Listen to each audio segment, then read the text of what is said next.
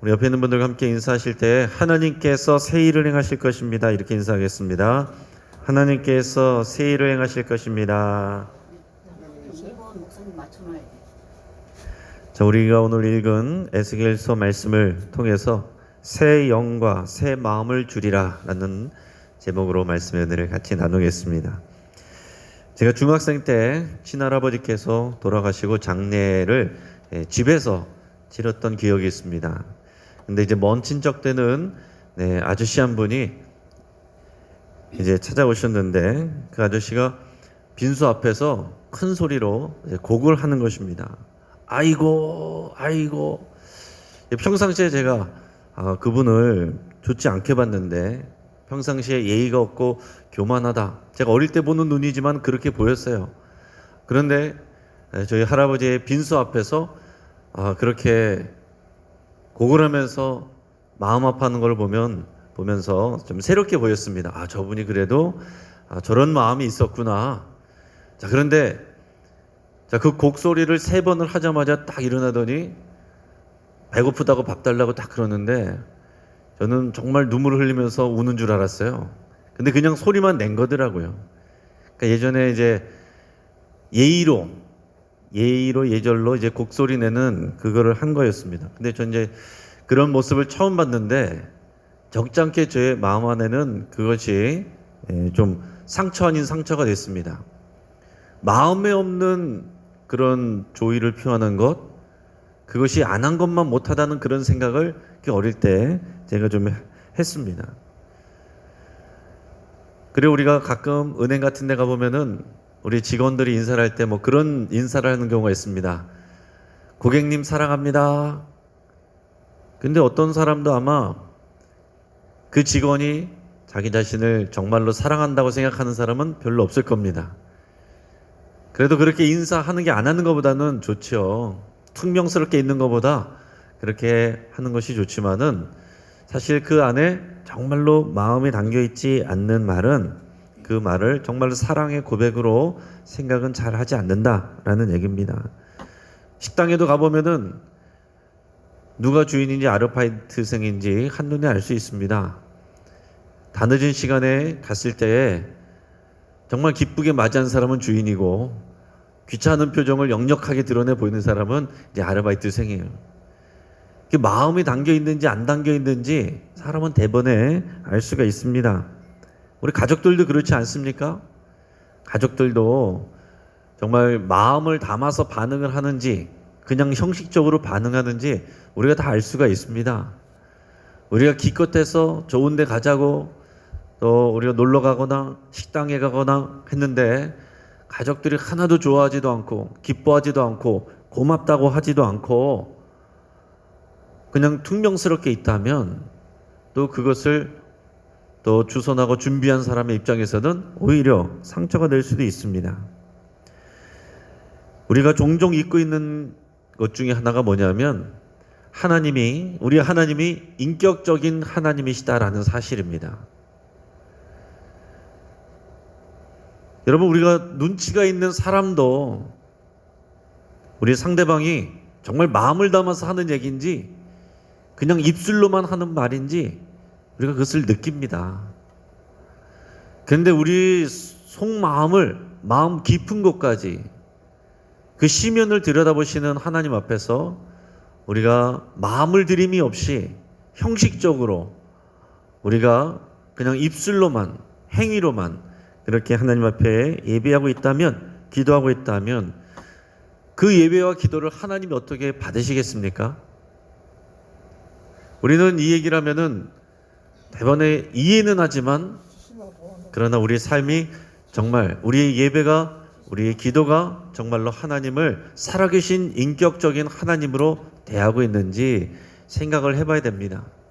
정말 우리가 예배를 하면서 하나님께서 정말 살아서 역사하시고 이 자리에 나를 바라보고 계신다는 것을 믿고 있는지, 기도할 때 그렇게 정말로 믿고 있는지 이런 곰곰이 생각해 보시기를 바랍니다.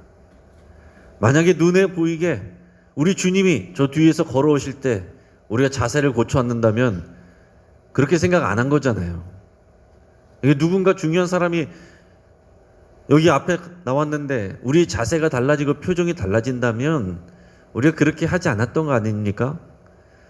그러니까 여러분, 우리는 정말 살아계신 하나님, 내 눈에 보이지 않지만 정말로 이 자리에 계시고 지금 저와 여러분을 바라보고 계시고 우리의 예배와 기도 가운데 그 안에 있는 그 마음을 받기를 기뻐하시는 하나님인 것을 여러분 정말로 확신할 수 있기를 바랍니다.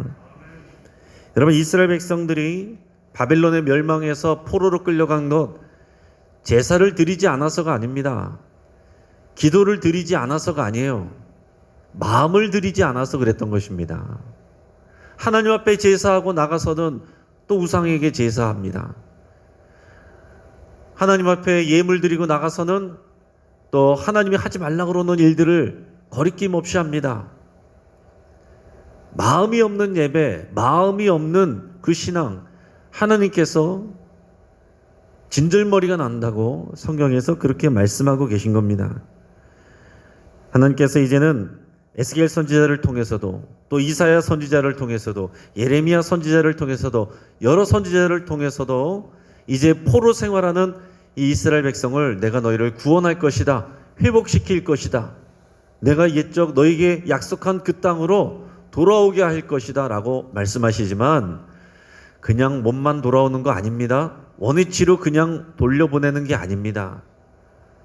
하나님은 그들을 새롭게 하셔서 그들의 마음을 고치셔서 돌려오게 하시는 겁니다. 여러분, 우리가 오해하지 마시기 바랍니다. 우리가 코로나 이전으로 돌아가는 거 아니다라고 제가 몇 번 말씀을 드리는데, 물론 우리가 코로나 이전에 좋았던 것들, 함께 교제하고 함께 식사하고 했던 것들 그거 회복해야죠. 그러나 우리가 말씀드리는 것은 코로나 이전의 모습으로 똑같이 돌아가는 것이 아니라 더 진일보한, 코로나 이후에는 더 새로워진 하나님께서 새 일을 행하시는 새 역사를 향해서 우리가 나가는 것이지 뒤돌아가는 것이 아니다라는 것을 말씀드리는 것입니다. 오늘 하나님께서 선지자를 통해서 이 백성들에게 말씀하시는 게 그런 거예요. 너희의 땅으로 다시 돌려보낼 것이지만은 그거는 이 포로 생활 이전으로 그냥 돌아간다는 얘기가 아닙니다. 새 일을 행하시고 하나님께서 새 영과 새 마음을 주셔서 또 새로운 시대를 열어갈 것이라고 말씀하고 계신 겁니다. 오늘 본문 말씀 25절 같이 한번 읽겠습니다. 제 시작.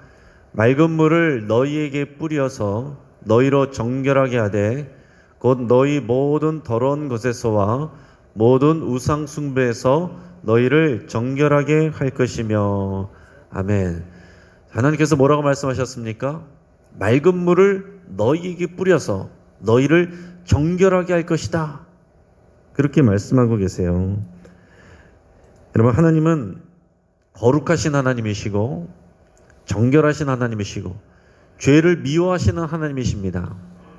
하나님의 언약 백성이 되었다는 것은 하나님을 닮아간다는 것을 약속하는 겁니다. 우리가 하나님의 백성이 되었다는 것은 우리가 이제 하나님의 뜻을 지키는 것인데, 명령을 지키는 것인데, 그 하나님의 뜻과 명령은 하나님의 속성과 성품을 나타내는 거예요. 한마디로 말하면 거룩과 사랑입니다. 거룩과 사랑. 하나님을 사랑하고 이웃을 사랑하며 죄를 미워하고 거룩하게 살아가는 것, 이게 하나님의 말씀의 그 내용이에요. 그래서 이스라엘 백성이 바벨론의 포로로 잡혀간 것, 그것은 말씀드린 것처럼 제사와 기도가 부족해서가 아닙니다. 제물이 부족해서가 아닙니다. 그들이 더러운 우상 숭배에 빠져 있었고 또 죄를 멀리하지 않고 죄를 가까이 했다라는 얘기입니다. 하나님 앞에 나와서 예배할 때는, 제사할 때는 거룩한 것처럼 했지만 밖에 나가서는 구별됨이 없이 살아갔다는 거죠. 아유, 남들도 다 이렇게 해, 이러면서 똑같이 지냈다는 것입니다. 구별되지 않는 삶, 거기에 대해서 하나님께서 심판하시고 징계하고 계신 겁니다. 그러면서 이제 그들을 다시 되돌려보낼 때는 원래 그 상태로 돌려보내는 것이 아니라 그들을 정결케 해서 돌려보내겠다라는 것입니다. 정결케 되지 않으면 다시 돌아가는 것이 의미가 없는 거예요. 새로워지지 않으면 그 원래 곳으로 돌아가서 성전 짓고 다시 예배해도 의미가 없다라는 겁니다. 여기서 맑은 물로 뿌린다 그랬는데 그게 무슨 얘기겠습니까? 율법에 보면 정결예식이란 게 있어요. 정결예식을 어떻게 하냐면 정결하게 하는 물을 만듭니다. 근데 어떻게 만드냐면은 그냥 일반 물이에요. 물을 담아놓고 하나님 앞에 희생제사를 드립니다. 희생제사라는 건 뭡니까? 항상 우리가 죄를 지었다는 것을 고백하고 회개하면서 하나님 앞에 대신 대속의 희생 제물을 죽이고 그 희생 제물을 불에다가 태우는 거잖아요. 그렇게 태우고 난 남은 재, 희생 제물에 타고 남은 재를 물에다가 섞어요. 그러면 그 물이 정결하게 하는 물이 되는 겁니다. 그러면 그 물을 여러 가지 기구에다 뿌리고 옷에도 뿌리고 사람에게도 뿌립니다. 그러면 그 물이 그 기구와 사람을 정결하게 깨끗하게 한다라고 하나님께서 가르쳐 주셨어요. 여러분 이게 과학적인 원리입니까? 재를 탄 물이 물건에 닿는다고 그것이 소독이 됩니까? 알코올을 사용해야지 우리가 지금 그런 거를 사용하면 사용하겠습니까? 이것은 하나님께서 정하신 영적인 원리예요. 그냥 물이 아니라 회개가 들어간 물.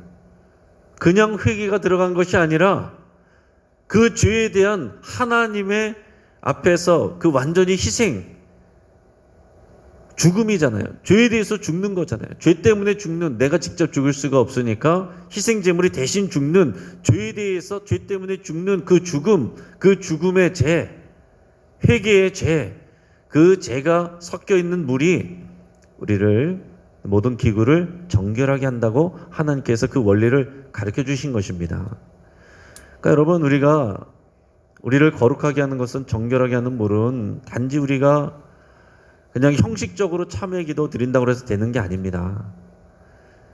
그런데 우리는 또 의식적으로 어떤 특별한 그런 액체를 사용해서 우리를 정결하게 하는 것, 그것은 예식에서 하나님께서 가르쳐 주신 것이지만 정말 우리를 정결하게 하는 맑은 물은 어떤 물이 우리를 깨끗하게 할 수 있습니까? 예수 그리스도의 보혈이죠.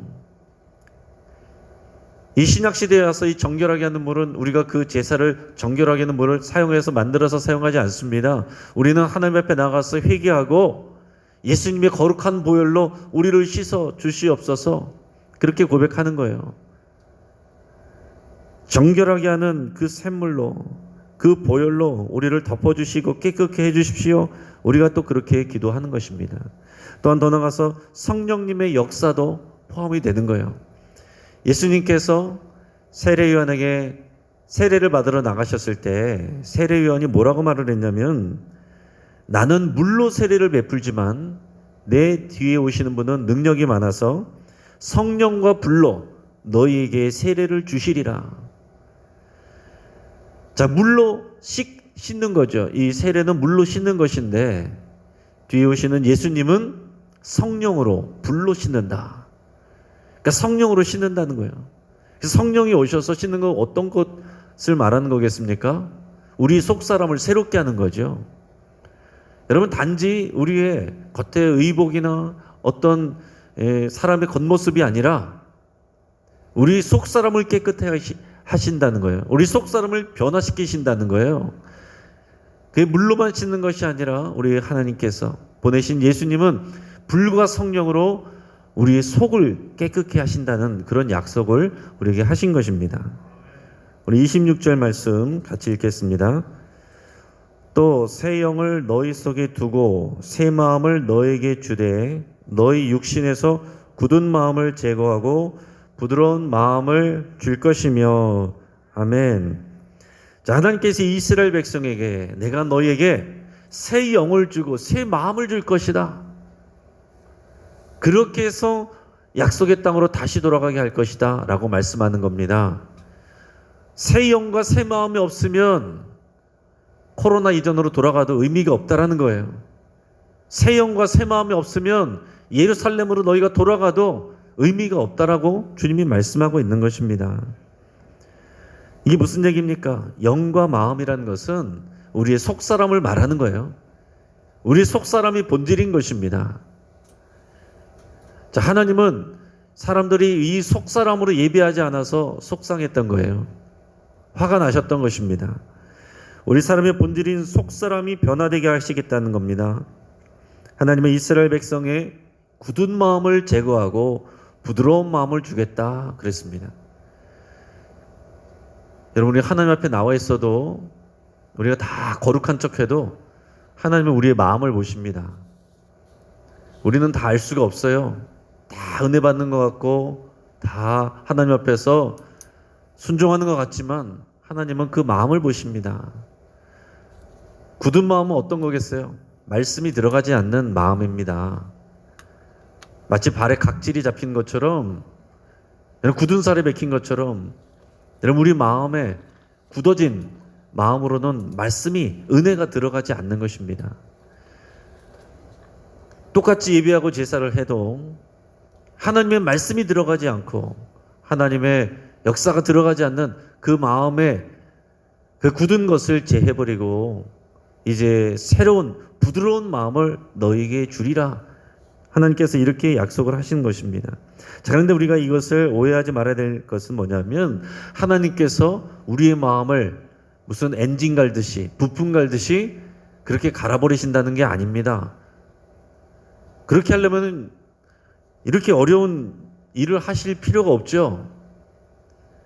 하나님은 여러 상황과 환경들을 통해서, 말씀을 통해서, 영을 통해서, 성경을 통해서 우리가 마음이 부드러워지도록 하신다는 거예요. 그 마음을 부드럽게 하는 일에 하나님이 도우시지만 우리의 책임이 또 있는 것입니다. 여러 번 말씀드리지만 우리 매해 김장철이 되면은 우리 김장을 담글 때 생배추에다가 양념 절이는 사람이 어디 있습니까? 양념을 생배추에다 바르는 사람이 어디 있어요?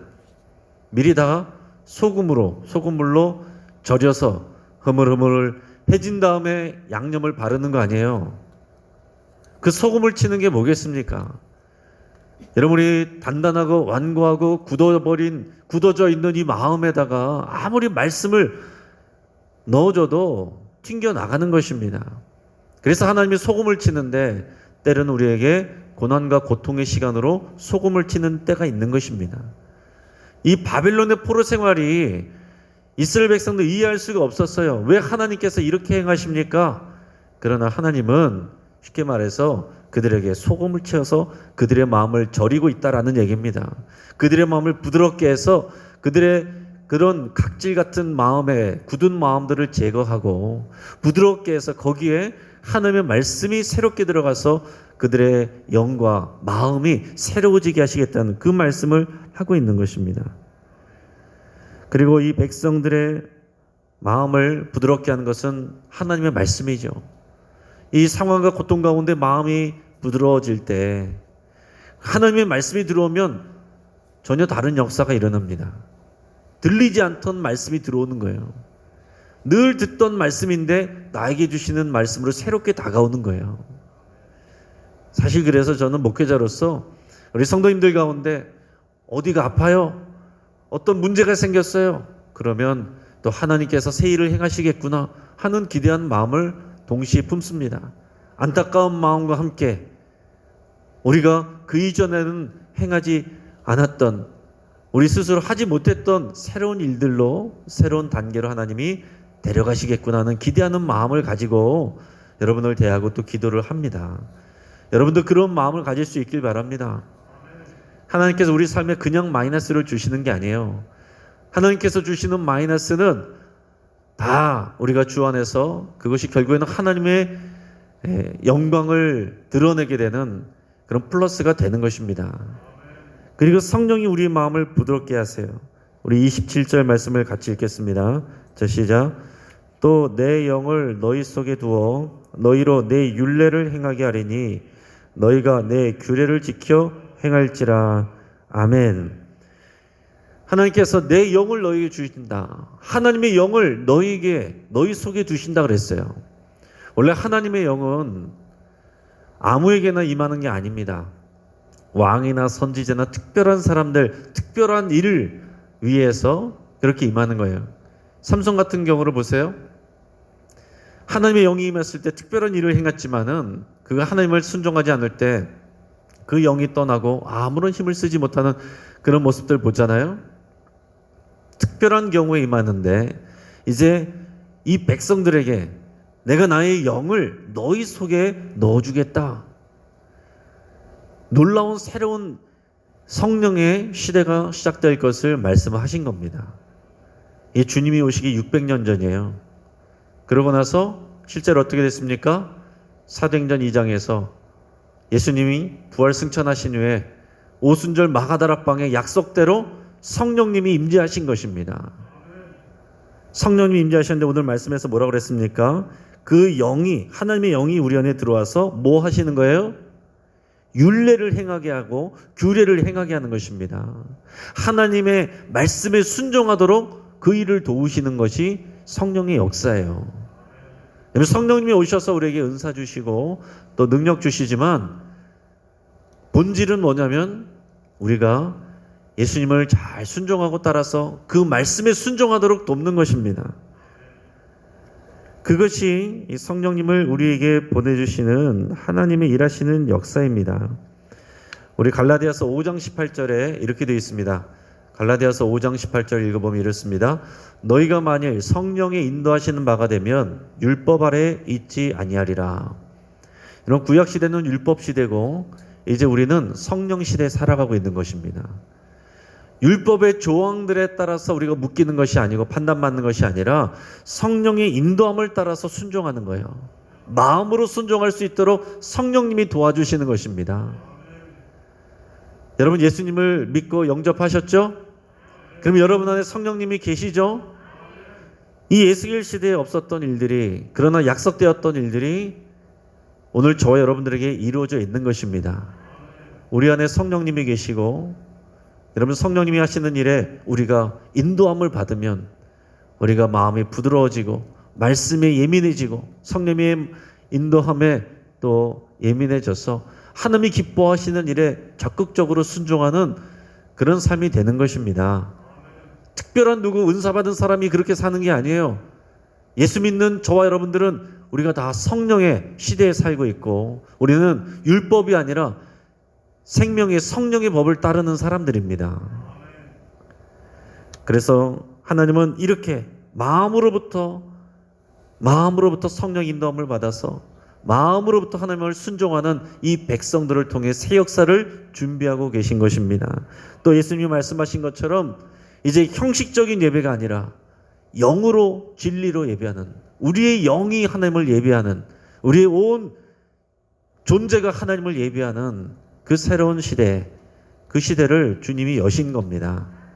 우리가 그런 은혜에 살고 있다는 것을 여러분 감사할 수 있길 바랍니다. 말씀을 정리합니다. 하나님은 인격적인 하나님이십니다. 하나님은 우리의 마음을 원하세요. 하나님은 우리의 환경과 말씀으로 우리의 마음의 굳은 부분을 제거하시고 마음을 부드럽게 하십니다. 우리는 이미 성령 시대에 살고 있습니다. 우리 안에 성령님이 내주하고 계세요. 우리는 전심으로 우리 성령님의 인도하심을 따라서 우리가 하나님을 사랑하고 예배하고 그 말씀에 순종하게 됩니다. 목회도 성령의 인도하심을 따라서, 여러분들이 신앙생활도 성령님의 인도하심을 따라서 성령님은 이 말씀을 증거해 주시고 말씀을 따라 살도록 도와주십니다. 오늘 우리를 도우시는 성령님을 따르기를 주의 이름으로 축복합니다. 같이 한번 기도하겠습니다. 여러분 이 시간 우리가 기도할 때 9월을 새롭게 시작하면서 우리가 반복되는 월삭기도회가 아니라 우리가 새로운 또 시대를 살아가고 시작하는 이 9월이 되기를 간절히 바라는 마음으로 우리 함께 기도하겠습니다.